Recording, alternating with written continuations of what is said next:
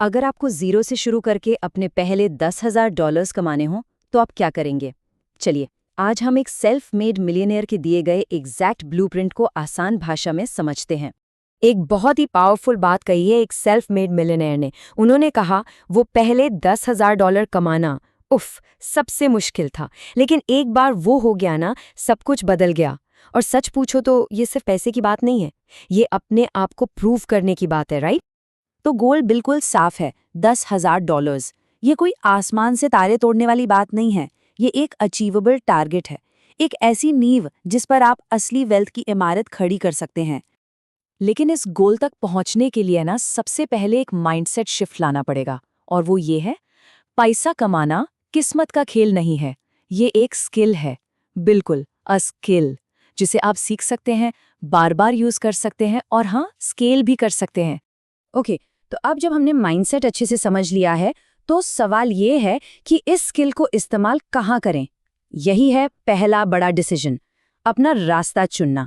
देखिए, बेसिकली पैसे कमाने के लिए आपके पास 4 मेन ऑप्शंस होते हैं। तो ये 4 रास्ते हैं क्या? चलिए देखते हैं।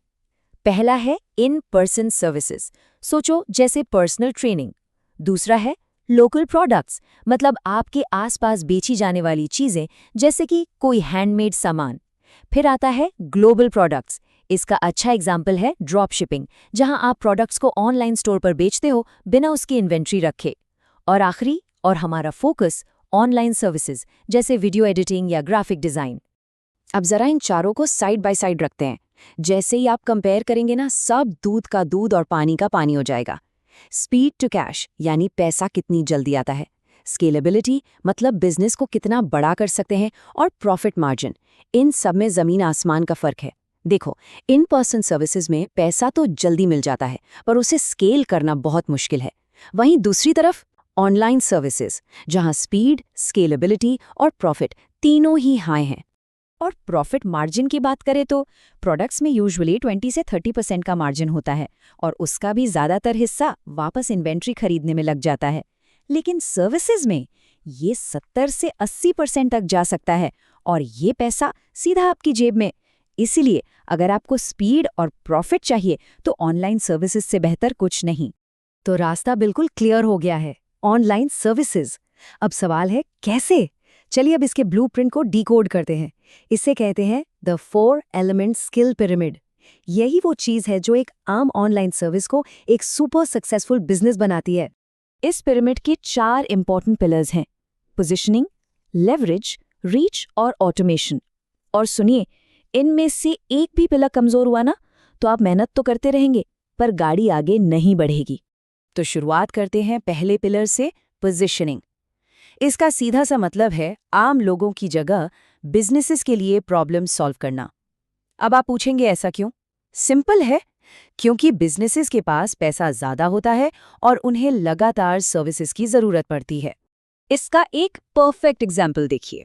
सोचो आप एक वीडियो एडिटर हैं। आप किसी छोटे यूट्यूबर के लिए काम कर सकते हैं, या आप एक ऐसे एंटरप्रेन्योर के लिए वीडियो एडिट कर सकते हैं जो लाखों के प्रोडक्ट्स बेच रहा है। स्किल बिल्कुल सेम है, लेकिन सिर्फ पोजीशनिंग बदलने से आपका इनकम पोटेंशियल आसमान छू सकता है। Okay, next pillar, leverage. और इसका एक गोल्डन रूल है, इसे हमेशा याद रखिएगा। बिजनेसेस आपकी मेहनत के लिए नहीं, रिजल्ट्स के लिए पे करते हैं। तो घंटों के हिसाब से पैसे मांगना बंद कीजिए। आप जो वैल्यू दे रहे हैं ना, उसके लिए चार्ज करना सीखिए। अब आते हैं तीसरे एलिमेंट पर, रीच। देखिए, क्लाइंट्स के पीछे भागना एक एंडलेस रेस है, तो क्यों ना गेम को पलट दें। एक ऐसा सिस्टम बनाएं कि क्लाइंट्स खुद आपके पास चलकर आएं। और इसका सबसे पावरफुल तरीका, अपने काम को ऑनलाइन दुनिया को दिखाना। एक मस्त कहानी सुनाता हूँ। एक ग्राफिक डिजाइनर था, उसने बस मजे मजे में ना टिकटॉक पर मूवी स्टाइल पोस्टर्स बनाकर डालना शुरू किया, और आप बिलीव नहीं करेंगे, कुछ ही टाइम में वो सर्च रिजल्ट्स में टॉप पर आने लगा। फिर क्या था, क्लाइंट रिक्वेस्ट्स की लाइन लग गई। सोचो, वो क्लाइंट्स को नहीं ढूंढ रहा था, क्लाइंट्स उसे ढूंढ रहे थे। और अब आखिरी और शायद सबसे क्रूशियल पिलर, ऑटोमेशन। एक बात गांठ बांध लीजिए, टैलेंट से कहीं ज्यादा जरूरी है रिलायबिलिटी, यानी भरोसा। सबसे सक्सेसफुल फ्रीलांसर्स वो नहीं होते जो सबसे टैलेंटेड हैं, बल्कि वो होते हैं जो सबसे ऑर्गेनाइज्ड हैं, जो कभी कभी भी डेडलाइन मिस नहीं करते, और इसके लिए आपको सिस्टम्स यूज करने होंगे, जैसे प्रोजेक्ट मैनेजमेंट टूल्स या एक सिंपल CRM। चलिए, मान लेते हैं आपने मेहनत की और अपने पहले $10,000 कमा लिए। सबसे पहले बहुत बहुत बधाई, पर अहम, पार्टी अभी शुरू हुई है। कहानी यहाँ खत्म नहीं होती। असली सवाल तो अब शुरू होता है, इस इनकम को वेल्थ में, दौलत में कैसे बदला जाए। तो जब हम पैसा इन्वेस्ट करने की सोचते हैं तो रिस्क को समझना बहुत जरूरी है। देखिए, सेविंग्स में रिस्क सबसे कम होता है, बिल्कुल सेफ। इंडेक्स फंड्स थोड़े मीडियम रिस्क वाले होते हैं और फिर आते हैं हाई रिस्क वाले प्लेयर्स, जैसे इंडिविजुअल स्टॉक्स या क्रिप्टो। तो इसको एक सिंपल फ्रेमवर्क में डालते हैं। सोचिए, सेविंग्स आपका फाइनेंशियल सेफ्टी नेट है, आपका पैराशूट। मार्केट क्रैश हो भी गया तो ये आपको बचा लेगा। Index funds long term growth के लिए हैं, लगाओ और भूल जाओ। इंडिविजुअल स्टॉक्स आपको मार्केट का रियल फील देते हैं, एक हैंड्स ऑन एक्सपीरियंस। और क्रिप्टो, वो है हाई रिस्क हाई पोटेंशियल वाला वाइल्ड कार्ड। आपको इंडेक्स फंड इन्वेस्टिंग की पावर समझाता हूं। पिछले 10 सालों का रिकॉर्ड देखें तो S&P 500 ने ऑन एवरेज हर साल 10% से ज्यादा का रिटर्न दिया है। 10% से ज्यादा। और अभी तो हमने सबसे बड़ी चीज की बात ही नहीं की, कंपाउंडिंग का जादू।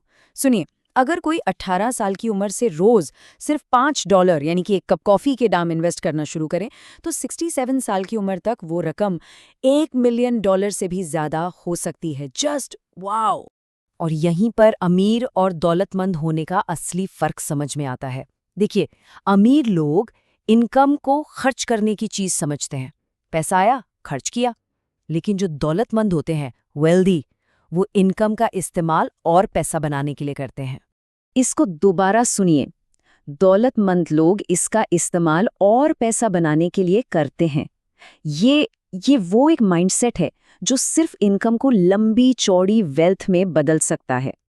तो याद रखिए, आपके वो पहले $10,000 सिर्फ पैसे नहीं हैं, वो एक एसेट है, एक स्टार्टिंग पॉइंट। तो असली सवाल जो मैं आपके लिए छोड़कर जा रहा हूं वो ये है, आप इसे ग्रो कैसे करेंगे।